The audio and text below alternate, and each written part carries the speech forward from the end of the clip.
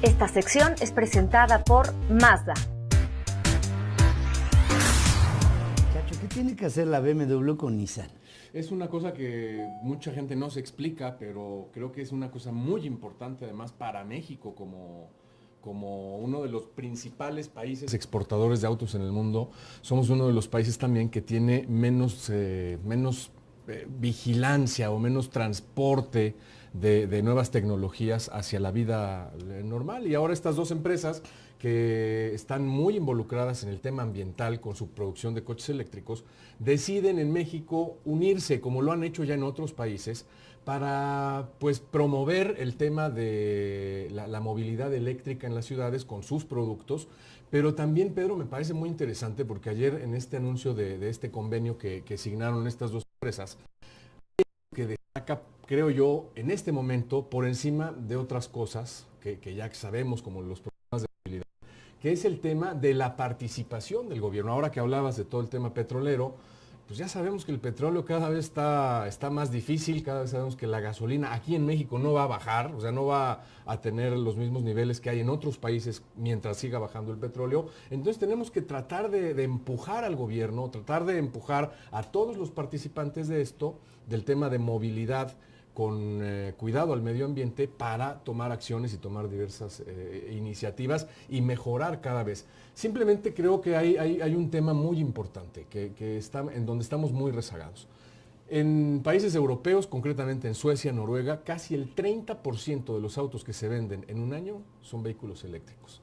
¿Qué importancia tendría esto? Mucha gente dice, los coches eléctricos son para que las fábricas tengan mejores ganancias. Aquí está, mira, un Leaf de Nissan y un i3 de BMW que están compartiendo una estación de carga, que esto ya se va a poder hacer aquí en México. Los que tengan vehículos de Nissan, por ejemplo, van a poder cargar sus autos en las agencias de BMW y viceversa. ¿Cuánto cuesta? ¿Ya tenemos alguna idea de eso? ¿De cargar? La carga. Mira, el tema de la comparativa entre un vehículo de gasolina y un vehículo eléctrico hace que, a final de cuentas, en una proyección financiera, al año el vehículo eléctrico te está costando promedio a las tarifas del momento actual en México un 25% menos. Menos que si Entre 19 y 25% menos. Ah. Con el costo de la gasolina actual y el costo de la energía eléctrica actual. Porque en la energía eléctrica, no quiere decir que las tarifas sean mucho más bajas en el uso doméstico de energía eléctrica. El tema es que hay beneficios. Si tú llevas tu auto o lo estacionas en un lugar donde hay carga, la carga te sale gratis. ¿Me entiendes? No estás pagando esa energía que estás consumiendo para recargar el vehículo eléctrico. Entonces eso te hace que vaya bajando. Ahora, hay otros costos que los vehículos eléctricos en donde superan a los coches normales, a los coches a combustión, que es, por ejemplo, el tema de servicio. El tema de servicio es mucho más prolongado y mucho menos rígido, tal vez, mecánicamente, que el tema de los vehículos a gasolina. Y fíjate, ayer el director general de Nissan acá en México, Ayrton Couso, decía una cosa que es bien importante también. Saca él una cuenta muy inteligente, porque dice, si cada marca de las que producimos o producen coches aquí en México, venden coches en México, se anima y comienza a involucrarse en esta tecnología, por cada auto que vendiera cada marca, se estaría dejando de tirar al medio ambiente 400 kilos de CO2 al año, sí, por cada coche. ¿Por qué? Porque promedio cada coche emite unos 250 o 300 gramos de CO2 al año. Si lo multiplicas por los 12, 15 mil kilómetros más o menos que ponemos ahí, es una cuenta muy importante. Por eso creo que esto que están haciendo estas dos marcas, estas dos fábricas que producen coches en México, es muy interesante. Están llamando a toda la industria, están llamando a todos los participantes en el tema de movilidad, llámese gobierno, llámense, por ejemplo, también empresas paralelas. El tema del share commuting, que está muy de moda en Estados Unidos y en Europa, aquí en México prácticamente no se conoce. Y hay cosas que son, por ejemplo, muy importantes, como un desarrollo de Nissan, en donde están haciendo una flotilla de taxis eléctricos en Aguascalientes. Bien. Están incorporando cada vez más, están teniendo éxito porque está funcionando muy bien en Aguascalientes, pero me parece que no ha habido la habilidad y la apertura de puertas que se necesitan para empezar a transportar ese tipo de modelos hacia otros lugares.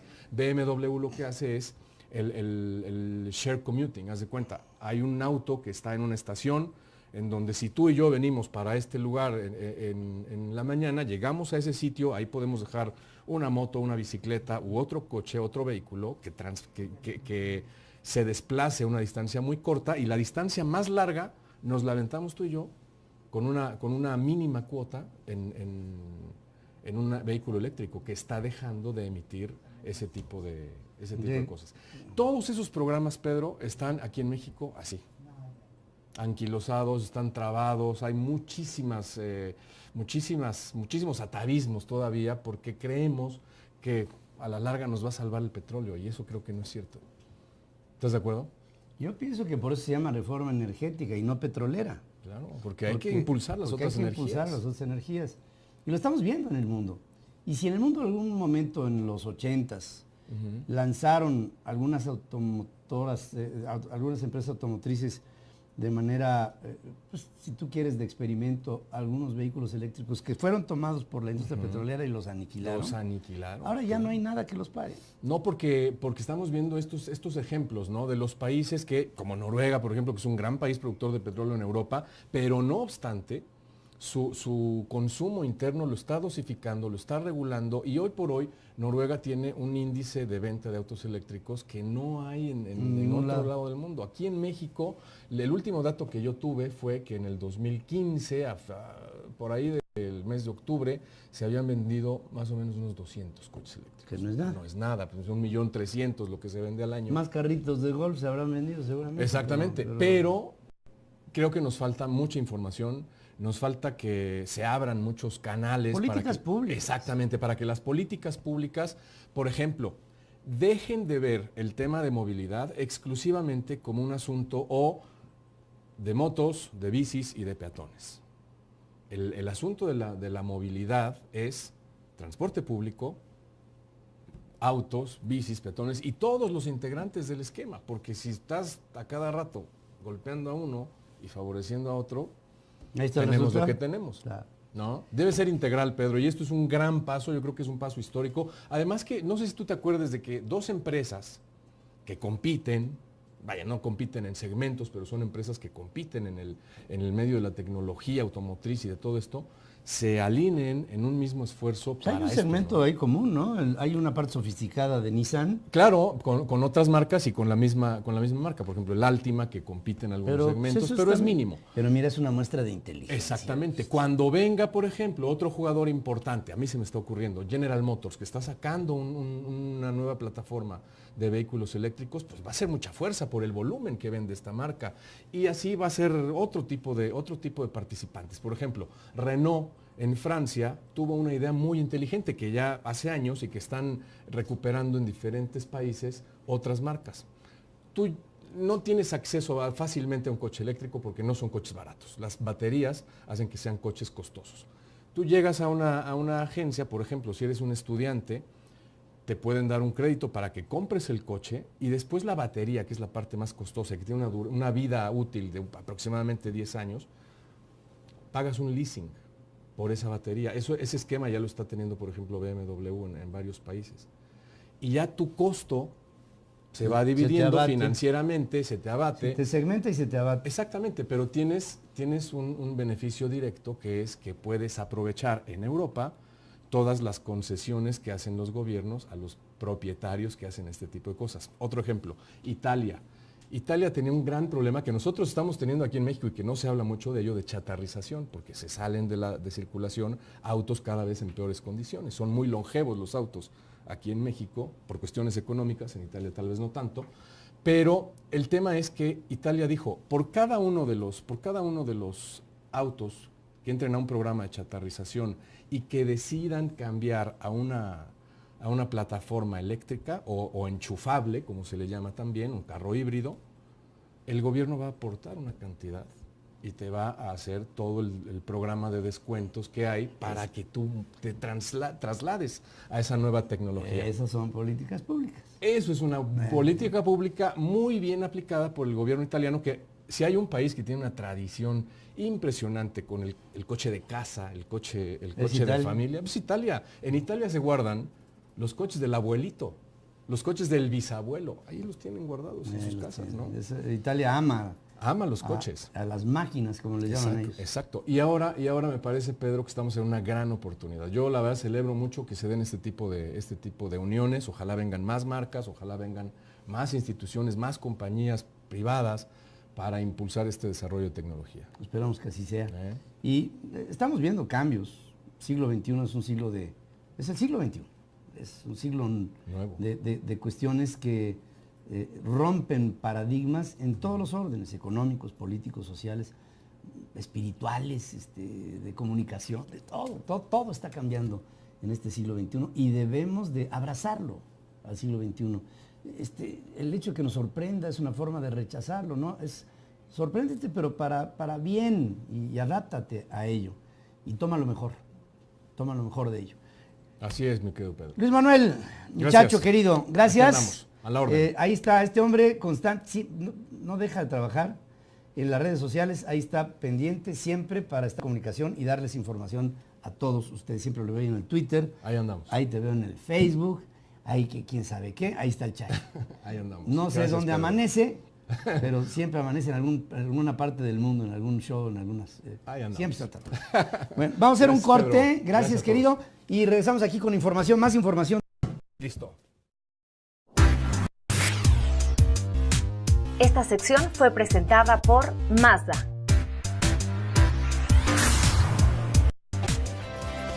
De otras cosas que ya sabemos, como los problemas de movilidad, que es el tema de la participación del gobierno. Ahora que hablabas de todo el tema petrolero, pues ya sabemos que el petróleo cada vez está más difícil, cada vez sabemos que la gasolina aquí en México no va a bajar, o sea, no va a tener los mismos niveles que hay en otros países mientras siga bajando el petróleo. Entonces tenemos que tratar...